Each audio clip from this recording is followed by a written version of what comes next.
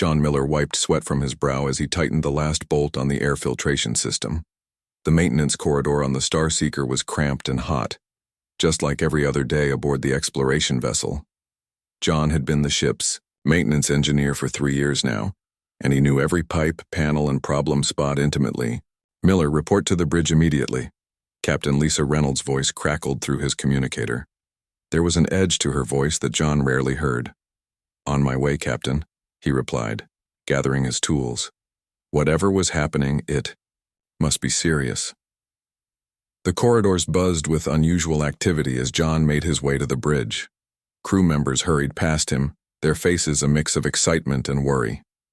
When the doors to the bridge slid open, John understood why. On the main view screen was another ship, unlike anything he had ever seen. It seemed to shimmer with an iridescent glow, its design completely alien to human engineering principles. "Miller?" "Good." Captain Reynolds nodded toward him. Her normally perfect uniform looked like she'd been wearing it for days. "We've made contact." John stared at the screen. "First contact? Real aliens?" "Very real," said Communications Officer Samantha Green. She hadn't looked up from her station in what appeared to be hours. "They call themselves the Zolaxians, and they want to meet us face to face." Captain Reynolds gestured to a seat at the conference table set up at the back of the bridge. "I need you on the welcome team, Miller." John blinked in surprise. "Me? I'm just maintenance. Shouldn't you have diplomats or scientists?" "Our science team will be there," she assured him. "But the Zolaxians specifically requested to meet various crew functions. Their society values technical workers. They want to see how humans approach practical problems." 4 hours later, John found himself in the ship's main conference room. Trying not to fidget in his freshly replicated dress uniform, 5 other crew members, including Captain Reynolds and Samantha Green, waited nervously. The door slid open, and the Zolaxians entered. They were tall, nearly 7 feet, with blue-gray skin that seemed to shimmer under the lights. Their bodies were thin but clearly powerful, with forearms that moved with careful precision. Their faces had large, multifaceted eyes that reminded John of dragonflies back on Earth. The lead Zolaxian stepped forward. A small device on its chest glowed, and words emerged in slightly mechanical English. "Greetings, humans of the Starseeker. I am Chief Diplomat Zelvox of the Zolaxian Cooperative. We welcome you to shared space." Captain Reynolds stepped forward and performed the greeting they had rehearsed. "On behalf of Earth and all humanity, we are honored to meet you." The formal introductions continued, each crew member stating their name and role. When it came to John's turn, he simply said, "John." "Miller, maintenance engineer." The Zolaxians seemed to perk up at this. Zelvox's multifaceted eyes focused intently on him. "The one who maintains the functioning of your vessel? This is a position of great importance in our culture." As the meeting progressed, John noticed the Zolaxians' extreme attention to protocol. Every action seemed carefully considered, every word precisely chosen. They explained their society in methodical detail, a species that valued order, planning, and risk avoidance above all else. Halfway through the meeting, Zelvox's translation device began to emit a high-pitched whine. The alien tapped it with a long finger, looking concerned. "Our apologies. The translation matrix appears to be destabilizing. We will need to return to our vessel to perform the 19-step diagnostic and repair procedure." John's eyes narrowed as he looked at the device. The problem seemed obvious to him. Simple signal interference from the ship's communication array. "Mind if I take a look?" he asked, already reaching for his pocket toolkit that he carried everywhere. Captain Reynolds shot him a warning glance, but Zelvox nodded curiously. John took the small device and popped open its casing with a tiny screwdriver. Inside was technology far more advanced than anything humans had built, but electronics were electronics. He could see where a power coupling had come loose. "Hey, Sam," he called to Samantha Green. "Hold my coffee." He handed his mug to the surprised communications officer, then pulled a paperclip from his pocket. With practiced hands, he straightened. It bent it into a small spring and slipped it between the loose connections. Finding a stick of gum in his other pocket, he chewed it quickly, then used the sticky material to secure the makeshift spring in place. He snapped the casing shut and handed it back to the stunned alien. "Try it now." Zelvox hesitantly accepted the device. The whine had stopped, and when the alien spoke, the translation came through crystal clear. "You repaired complex Zelaxian technology with items from your pocket? Without testing, without approval?" The entire Zelaxian delegation seemed frozen in shock. Captain Reynolds stepped in quickly. "I apologize if Engineer Miller has overstepped. He was simply trying to be helpful." "How long would your repair procedure take?" John asked, genuinely curious. "The standard protocol requires 14 hours for diagnostics, 5 for committee, approval, and 3 for implementation," Zelvox replied. John couldn't help but grin. "Well, mine took about 30 seconds. The meeting continued, but now all the Zolaxians kept their 4 eyes fixed primarily on John. One of them, who had been introduced as their chief safety officer, was furiously making notes on a tablet-like device. As they left, Zelvox approached John directly. "Your approach to problem-solving is disturbing yet fascinating. We have never encountered a species that would attempt repairs without extensive testing and safety protocols. Sometimes you just have to try things." John shrugged. The alien's head tilted in consideration. "This hold my coffee procedure, is this a standard human protocol?" John laughed. "Something like that." After the Zelaxians departed, Captain Reynolds pulled John aside. "Miller, you nearly caused an interstellar incident. They could have seen that as tampering with their technology. But it worked," John replied, "and they seemed impressed eventually." Samantha joined them, an amused smile on her face. "Actually, they were impressed. Their message to me just now requested all available information on, and I quote, human maintenance procedures and the cultural significance of the Hold My Coffee protocol." Captain Reynolds sighed deeply. "Miller, for the next diplomatic meeting, please try to follow the established protocols." "No promises, Captain," John grinned. "But I'll try." That night, aboard the Zelaxian vessel, Chief Diplomat Zelvox and the safety officer reviewed the meeting recordings.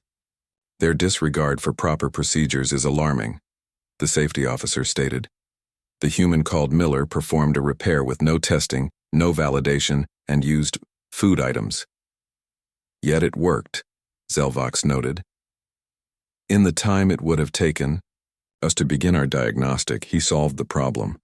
"It's dangerous," insisted the safety officer. "Perhaps," Zelvox acknowledged, "but also potentially valuable. Begin a new research file.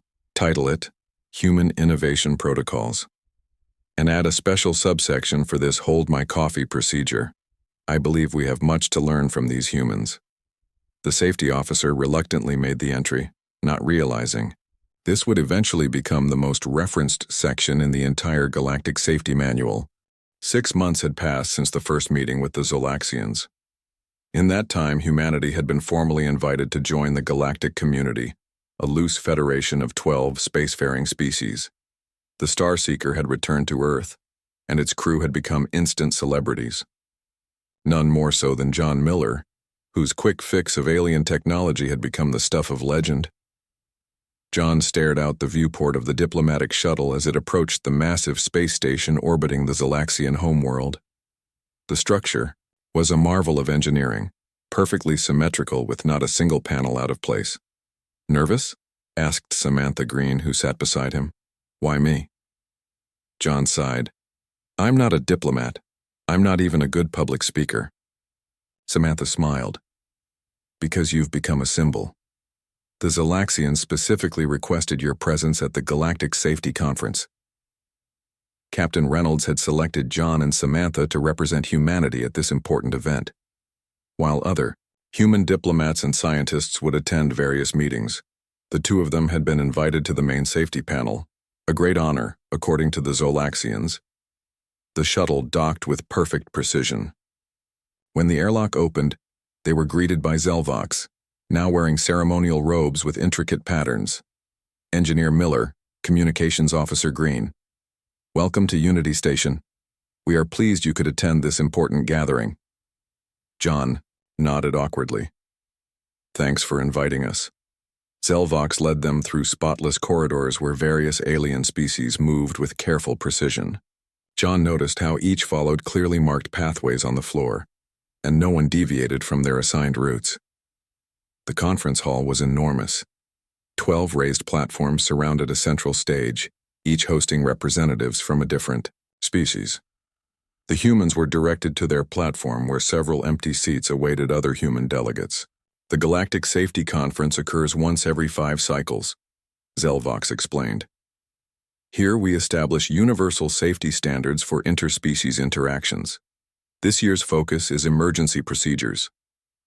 John tried to pay attention as the conference began. Representatives from each species gave lengthy presentations about their safety protocols. The Talaxians, a species resembling tall, thin reptiles, spent a full hour describing the proper way to activate an emergency energy field. Before engaging any energy field, a 6-hour safety check must be performed, the Talaxian representative explained. First, one must verify that all 27 subsystems are functioning within acceptable parameters. John felt his eyelids growing heavy. Beside him, Samantha discreetly elbowed him in the ribs. "Stay awake," she whispered. "This is important diplomatic stuff." "It's boring diplomatic stuff," John whispered back. "Who needs 6 hours to check if a switch works?" The presentations continued. The Vendarans, a species of floating jellyfish-like creatures, explained their 18-step evacuation procedure. The Xylorians, who resembled large insects, detailed their risk assessment matrix with 64 possible outcomes. By the 3rd hour, John was struggling to maintain consciousness. Even Samantha was fighting to keep her eyes open. Suddenly, the lights flickered. Then they went out completely. Emergency lights came on, casting the room in a dim red glow. The effect on the gathered aliens was immediate and alarming. The Vendarans began pulsating rapidly. The Talaxians froze in place. From across the room, John could hear various translation devices activating. Remain calm. Initiate emergency assessment protocol. Begin evacuation sequence alpha. No one actually moved. Each species seemed to be waiting for something. Zelvox approached the human platform. "We are experiencing a power failure. The backup systems should engage automatically, but they appear to be malfunctioning. The emergency committee will convene to address this situation." "How long will that take?" Samantha asked. "The committee must follow proper procedures. Assessment, planning, and implementation will require approximately 4 hours. John looked around at the dim hall. The various delegates were still in their positions, some consulting tablets or communicating in hushed tones. 4 hours? In the dark? John shook his head. "Where's the backup generator located?" Zelvox blinked all 4 of his eyes. "It is in the maintenance level, but access is restricted during emergency situations. Only authorized technicians with proper clearance may." John was already standing. "I'm a maintenance engineer. This is literally my job." "But the protocols." John handed his coffee cup to Samantha. "Hold my coffee. I'll be back in 10 minutes. Before anyone could stop him, John was heading for the exit. Samantha hurried after him. "John, you can't just wander around an alien station." "Watch me," he replied, finding a maintenance access panel near the hall entrance.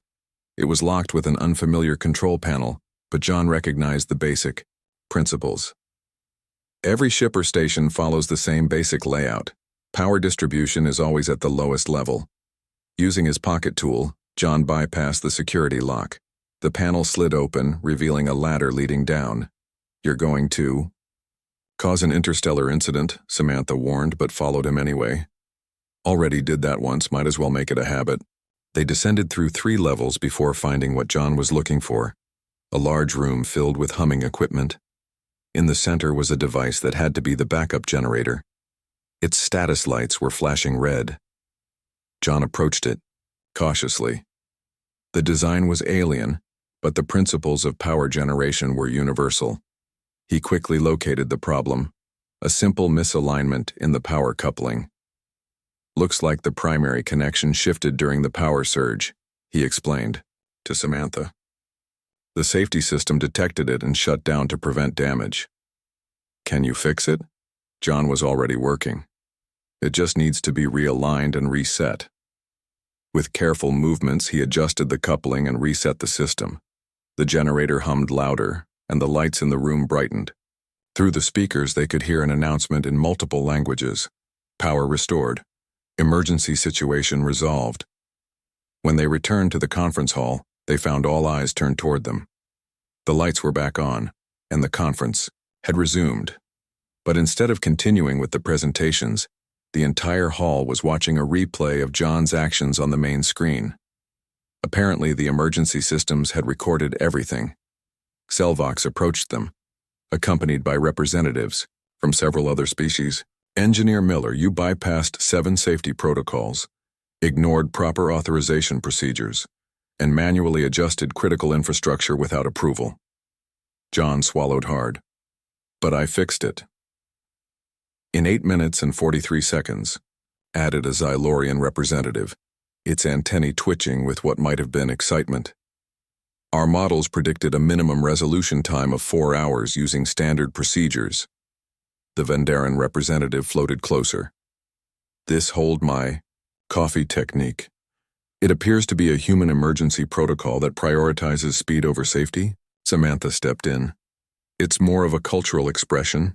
It signals that someone is about to do something unconventional. Risky, John added with a slight smile. The aliens conferred among themselves in their own languages. Finally, Zelvox turned back to them. The conference must document and study this approach. It is concerning, yet the results cannot be denied. We would like to establish a special committee to analyze human emergency response methods. Samantha nodded diplomatically. We would be honored. As they returned to their platform, John whispered to her, I think I just changed the agenda of the entire conference. You did, she replied quietly. And I'm pretty sure they're going to name it after your little catchphrase. From that day forward, the phrase, Hold My Coffee Protocol began to circulate among the alien delegates. By the end of the conference, it had been officially added to the agenda for next year's meeting, with John Miller scheduled as the keynote speaker. The Galactic Safety Manual would never be the same again. A year passed since the Galactic Safety Conference. Human integration into the wider galactic community had progressed rapidly. Earth ships now regularly visited alien worlds, and alien vessels had become a common sight in Earth's orbit. Trade. Agreements were signed, cultural exchanges began, and humans found their place among the stars. Proxima Station was the pride of this new cooperation.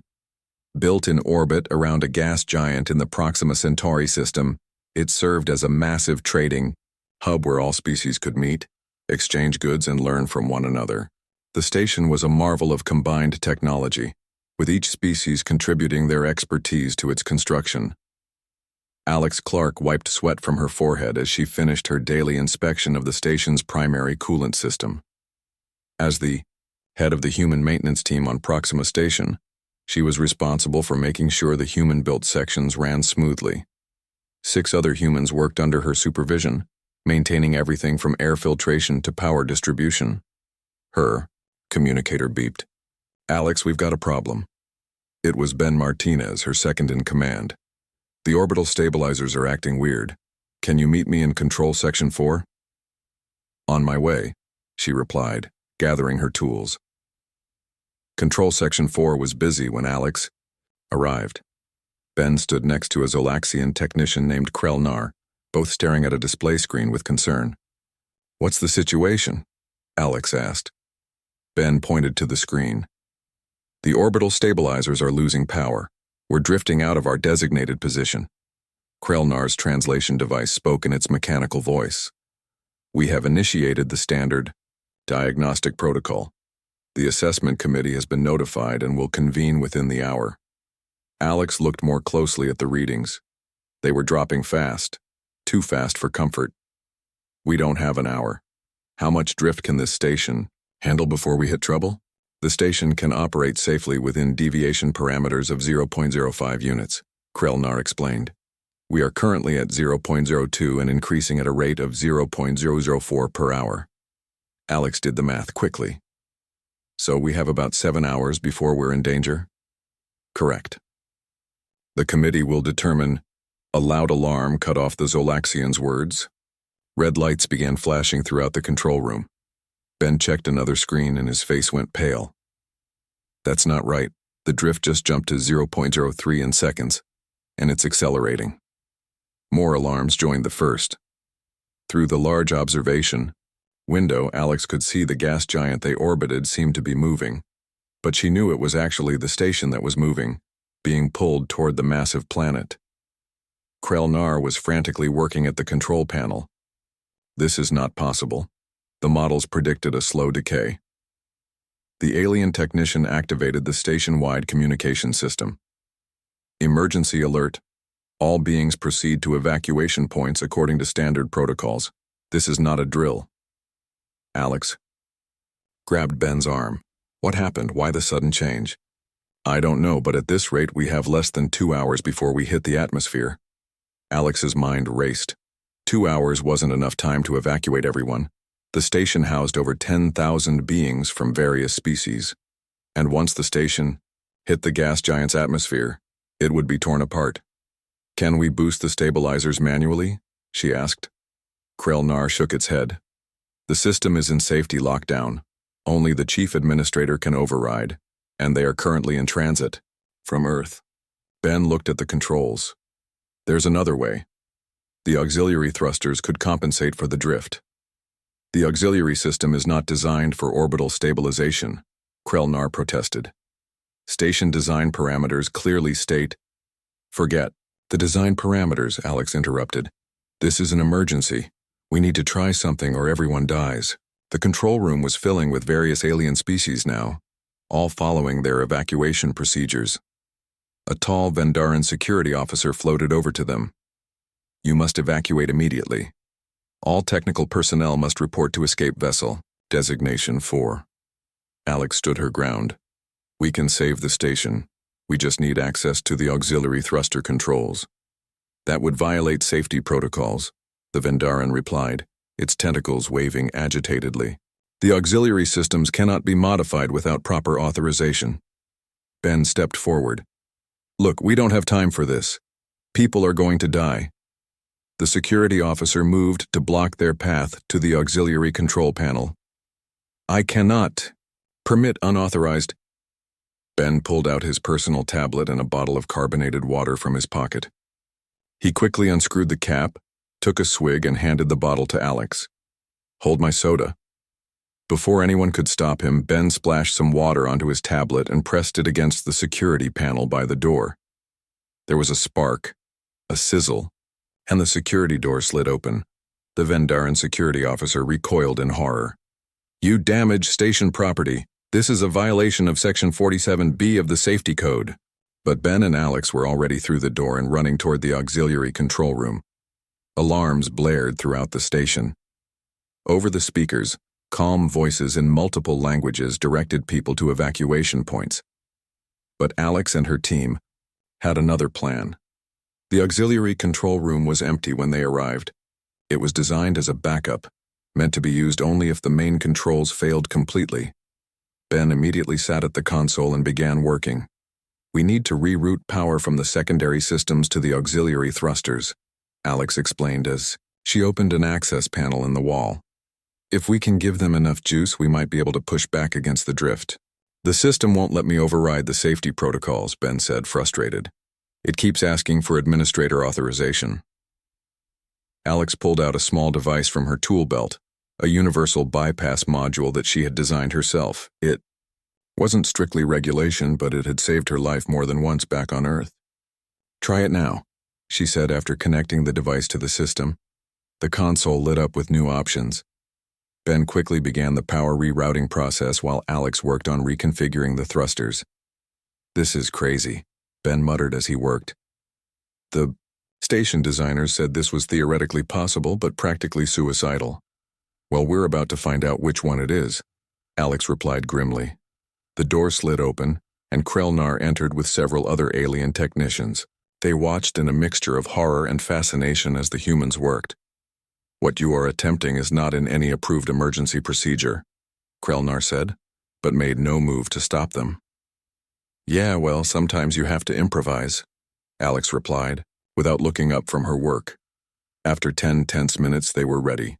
The auxiliary thrusters, never designed for this purpose, had been reconfigured to provide stabilizing thrust.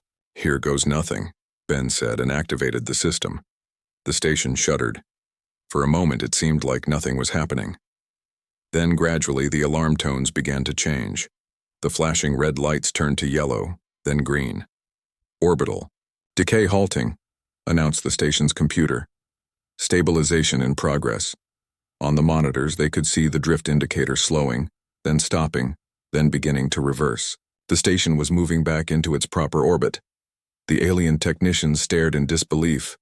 Krelnar approached the console, examining the readings. "You succeeded. Using methods that violate 17 separate safety protocols and bypassing 3 security systems." Alex smiled tiredly. "Sometimes that's what it takes. When the manual doesn't cover your situation, you have to write a new one." Word of what had happened spread quickly throughout the station and beyond. The humans who had saved Proxima Station by breaking all the rules became instant celebrities across the galaxy. 2 weeks later, the Galactic Council called an emergency session. The topic? The creation of a special committee to study human problem-solving under pressure. They named it, to the embarrassment of the official human delegates, the Hold My Beer Protocol Committee. The sun was setting when Emily finally reached the old lighthouse. Its white paint was peeling and the windows looked dark and empty. She had been walking for hours, her backpack feeling heavier with each step. The wind blew her hair across her face, and she could taste the salt from the sea. For days, Emily had been searching for clues about her grandfather's last journey. He was a sailor who disappeared many years ago, and no one knew what happened to him. Her family had always talked about him in whispers with sad eyes and worried looks. She pulled out the old map from her backpack. It was worn and yellow, with strange marks that her grandfather had made many years ago. The map showed a path that led to this exact spot, the abandoned lighthouse on the rocky coast. Emily knew something important was waiting for her here. As she walked closer, she noticed something strange about the lighthouse. There was a small window on the side that looked different from the others. It seemed newer, and there were marks around it that looked like someone had recently tried to cover something up. Emily's heart started to beat faster. She remembered the stories her grandmother used to tell her about her grandfather. He was an explorer who loved finding hidden things. He always said that the most important secrets were the ones nobody wanted to talk about. She checked her backpack again. Inside was a small metal box her grandmother had given her before she died. The box was old and had strange marks on it. Her grandmother had told her to open it only when she found the lighthouse. The wind was getting stronger, and dark clouds were gathering in the sky. Emily knew she had to make a choice. She could turn back and go home, or she could try to find out what was hidden in this old lighthouse.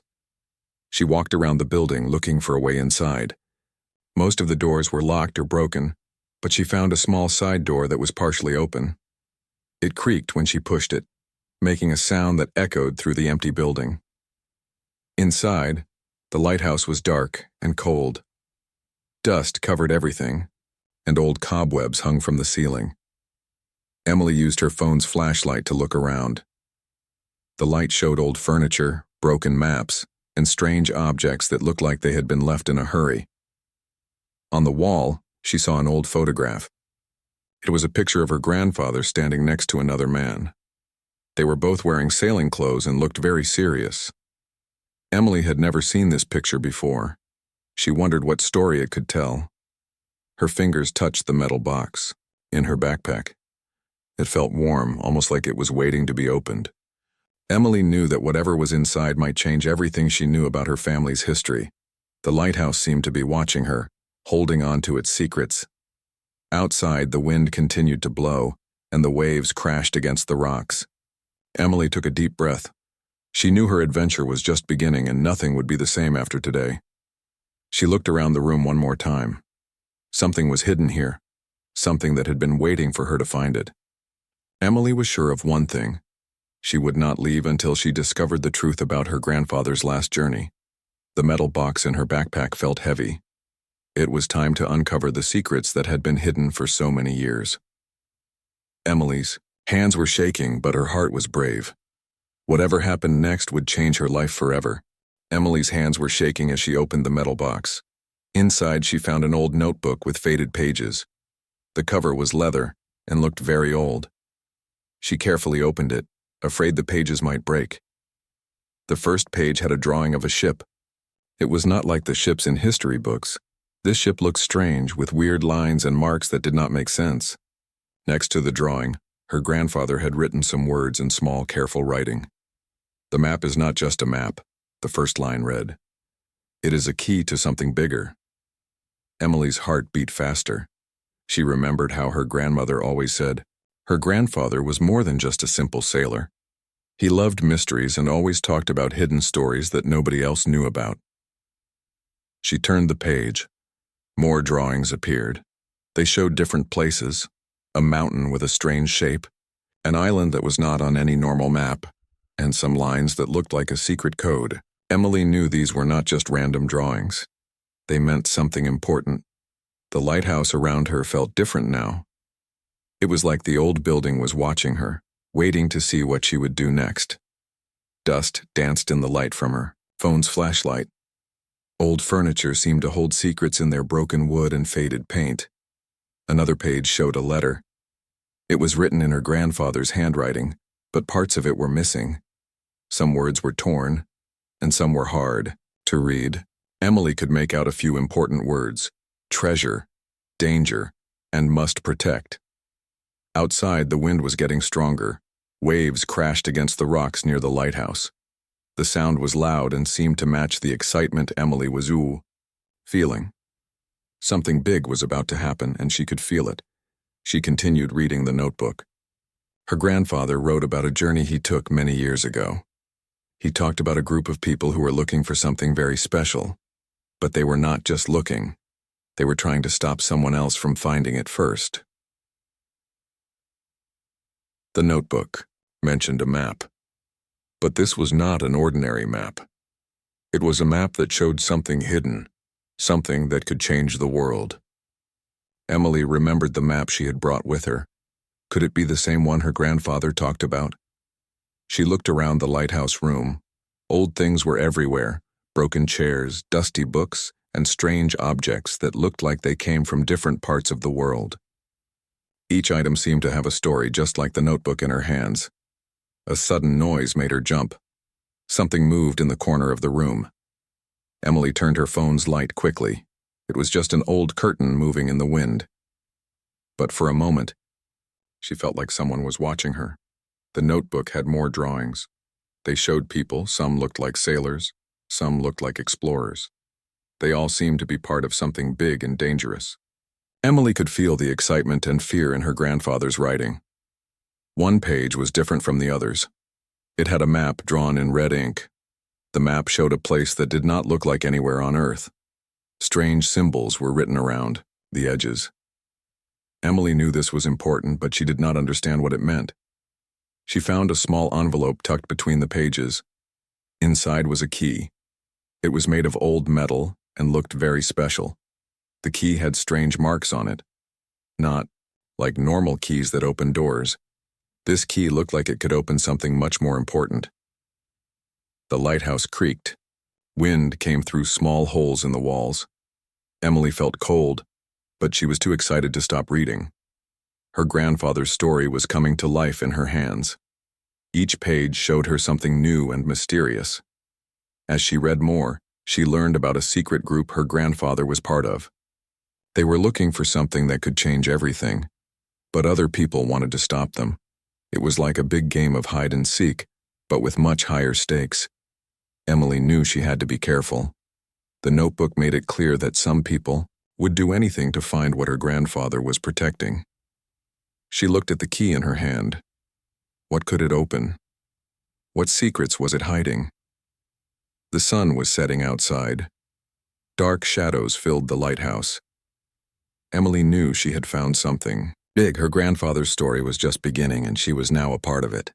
Whatever happened next would change her life forever.